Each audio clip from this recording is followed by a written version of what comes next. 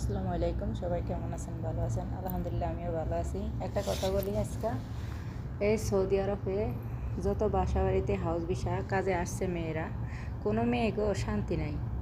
কি লেগা ওই যে সকালবেলা উঠে আর রাতের 12টা 1টা বাজা যায় শোয়া। শুক্রবার কি শনিবার কি, ওগো শুক্রবার আইলে মায়া মানুষের মনে হয় কান্দন আসে। আমার তো বেশি কান্দন আসে, কার কীরকম জানি না। শুক্রবার আইলে একটু জিরান্তি নাই, শুক্রবার শনিবার। তো কালকা শুক্রবার গেল, কালকা মানে রান্নাবাড়া একটু কম ছিল আর রান্নাঘরে একটু ঝামও কম ছিল।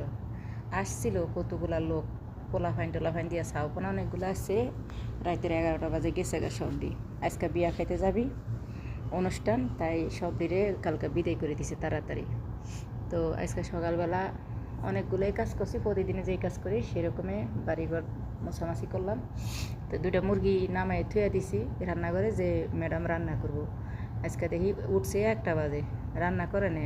এখন বাহিরে থেকে খাওয়া নাই না, খাইয়া এখন গেছে গা পার্লারে 2 মাইজি সাজার লাইগা। আমার ম্যাডামের বয়স 70 থেকে 80 বয়স, ও 80 হবি, আর ওর মেয়ের বয়স 45 চলে। দোনো মাইজি এখন গেছে গা পার্লারে। তো আজকে ঈদের মতন লাগতেছে, কেন আজকে রান্নাঘরের ঝামেলা নাই, মেহমান আসে না। তো আমার ম্যাডাম যদি কোনো জায়গায় যায় এতটা শান্তি পায় যে ওইটাই আমাকে ছুটির দিন।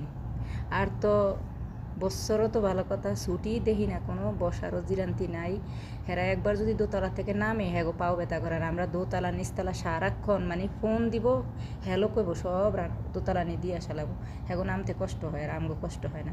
কিন্তু কোনো জায়গায় যদি বেড়াইতে যায় সেদিনকে এত আনন্দ লাগে, যেদিনকে যাবে সেদিনকে এত আনন্দ লাগে, এত খুশি লাগে, মনটা এত ভালো লাগে। তাই আজকে মনটা অনেক ভালো লাগতেছে।